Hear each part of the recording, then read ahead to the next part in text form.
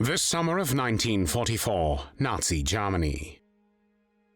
Thousands of Allied bombers engage in devastating air raids which target German cities and claim countless civilian lives.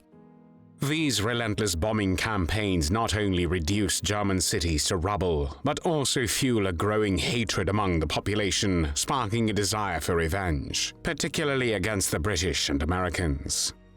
On the 26th of August 1944, a day after one of the Allies' most devastating bombing campaigns, a group of enraged German townspeople of Rüsselsheim, armed with sticks, rocks and shovels, will lynch 6 captured American airmen and beat them to death. The main perpetrator of this massacre, who will pay for this crime with his life, is Josef Hartgen. Josef Hartgen was born in 1904 in Rüsselsheim, then part of the German Empire. Since 1928, he was employed at the Opel company, which by then had a 37.5% market share in Germany and was the country's largest automobile exporter. In March 1929, the American company General Motors, impressed by Opel's modern production facilities, bought 80% of the company for $33.3 million United States dollars, an equivalent of more than 800 million United States dollars today. After acquiring the remaining shares in 1931, General Motors had full ownership of the Opel company. Following the Nazi rise to power in January 1933, Adolf Hitler's government immediately began preparing for the war he planned to wage to conquer Lebensraum, meaning living space, in Poland and the Soviet Union. This goal drove Nazi foreign policy, which aimed to throw off the restrictions imposed by the Treaty of Versailles, incorporate territories with ethnic German populations into the Reich, acquire a vast new empire in Eastern Europe, form alliances, and during the war, which began on the 1st of September 1939, persuade other states to participate in the final solution, which was a plan to deliberately and systematically murder all European Jews. Opel automobile production, in which Hartgen held a position of a foreman, ended in October 1940 after the company's American leadership rejected a switch to munitions manufacture a few months earlier. In 1942, Opel switched to wartime production, making aircraft parts and tanks.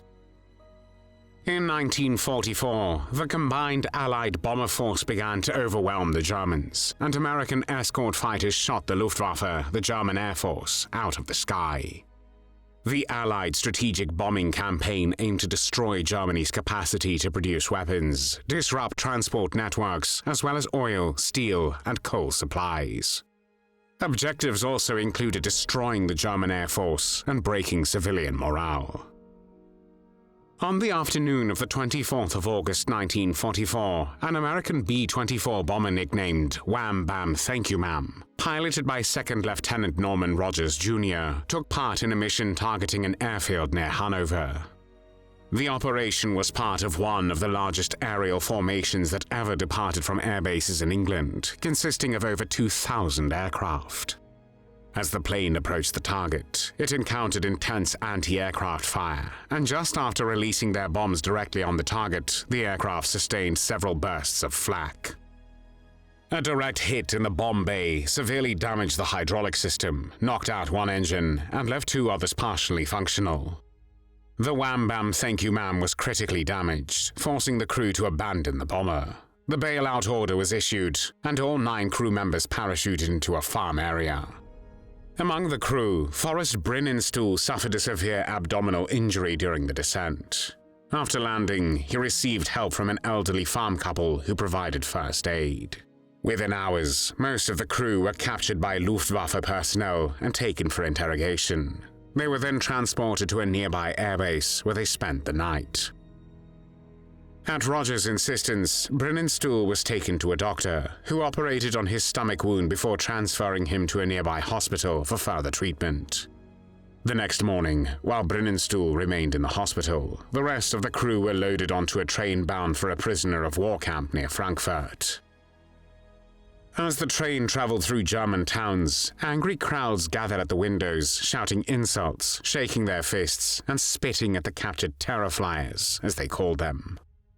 During the journey, the train encountered a bombed-out section of track near the town of Rüsselsheim, located about 25 kilometers west of Frankfurt, forcing the guards and airmen to get off the train.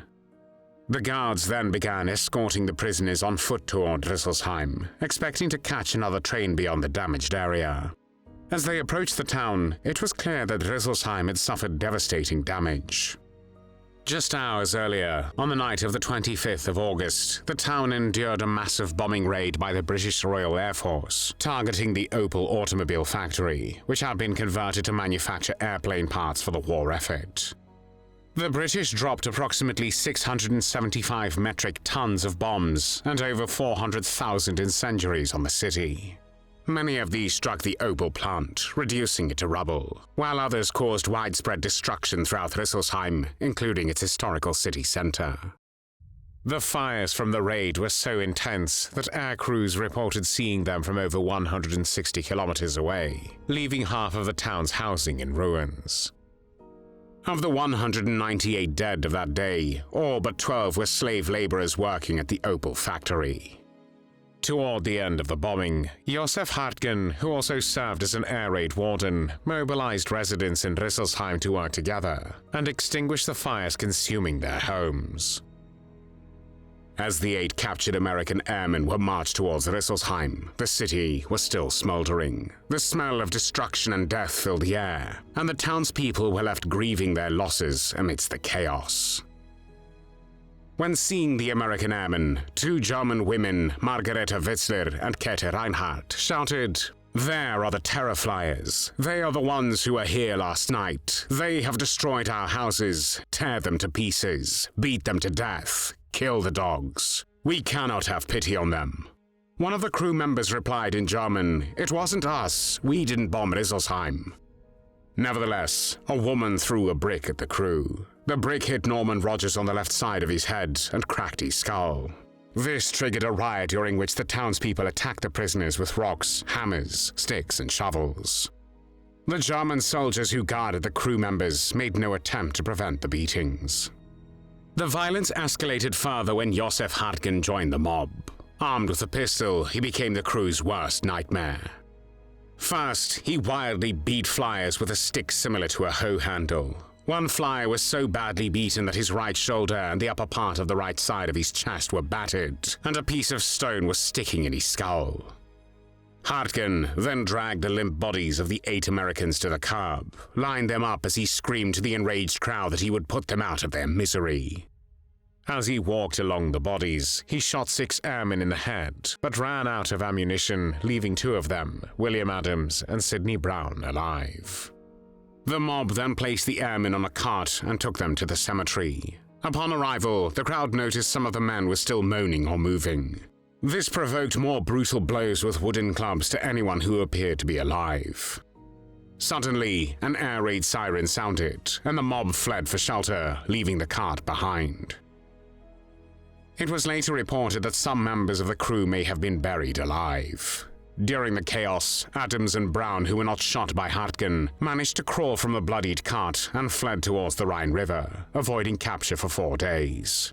However, they were eventually discovered by a policeman and taken to their original destination, the German prisoner of war transit camp for captured airmen in Oberursel, where they remained until the war in Europe ended. After the war, Rüsselsheim was occupied by the US Third Army. The killings were reported, and the bodies were located on the 28th of June, 1945. The Americans were shocked to learn that the murdered pilots were Americans, not British, as previously assumed. 11 residents of Rüsselsheim were arrested. Among them was leader of the mob, Josef Hartgen, who while in jail attempted suicide by slashing his wrist on the mattress springs. However, he was rushed to hospital and after recovering was returned to jail.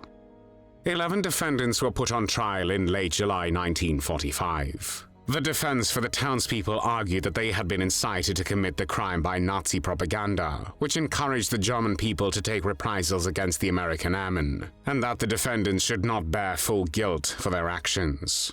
In the town of Rüsselsheim, Josef Hartgen was the local Nazi party group leader, and this argument could have helped him. However, Lieutenant Colonel Leon Jaworski, who would achieve fame 3 decades later as the special prosecutor in the Watergate scandal, insisted on the individual responsibility of the defendants for the murders. He argued, saying, "They were all grown men and women. If they are called on to commit the murder, and they do, they are just as responsible as any other murderers." The trial lasted 6 days, with eyewitness testimony to the killings by Josef Hartgen and accounts of the beating of the airmen. He was accused of extreme brutality and vicious and unthinkable conduct in the execution of the defenseless airmen. On the 2nd of August, Hartgen, along with 6 others, were found guilty and sentenced to death. Among the convicted were Margarete Witzler and Käthe Reinhardt, the 2 women who had shouted at the American airmen, triggering the lynching. However, after Margarete's husband and Käthe's brother-in-law appealed that the only offenses the 2 women committed against the pilots were screaming, their death sentences were commuted to 30 years in prison, with hard labor. Hartgen also tried to save himself. His wife petitioned for clemency for the sake of his 3 children, aged from 2 to 7 years. She stated that Hartgen was regrettably carried away by his passion and attacked one of the airmen. In addition, the former mayor of Rüsselsheim stated that Hartgen enjoyed a good reputation in the town, and his superior at the Opel company certified that Hartgen was an industrious and independent foreman in the plant. However, the plea was unsuccessful. On the 10th of November 1945, the 41-year-old Hartgen and 4 others were hanged at the prison in Bruchsal. The sentences were carried out by American Army Sergeant John C. Woods, who had no documented pre-war experience as a hangman. He became infamous for being deliberately bad at his job because he made the Nazi war criminals that he executed suffer as they all died a long, agonizing death. The Nazis executed by Sergeant Woods fell from the gallows with a drop insufficient to snap their necks, resulting in their death by strangulation that in some cases lasted tens of minutes. Even though before his execution, Josef Hartgen was seen kissing the cross, a year earlier when he had been beating the flyers and one bystander protested against the assaults, Hartgen told him, "Be quiet, or the same thing will happen to you." There were no tears shed for Josef Hartgen.